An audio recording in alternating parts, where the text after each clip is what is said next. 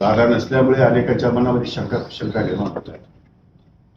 परंतु दादांचा उत्तराधिकारी हा दादाच्या कुटुंबातलाच असेल यावरती चर्चा होऊ शकत नाही. मी तर म्हणतो विधान त्या आमदारांची आणि कोणाची बैठक बोलवण्याची सुद्धा गरज नाही. आम्ही सर्वजण एकमुखाने सुमित्रा पवार यांच्या पाठीमागे खंबीरपणे उभे आहोत. यामध्ये बदल होणार नाही. त्यांच्याशी आम्ही बोलू शकत नाही, परिस्थिती बोलण्याची नाही. पण अशा परिस्थितीमध्ये आम्ही त्यांना काही बोलणं हे उचित होणार नाही.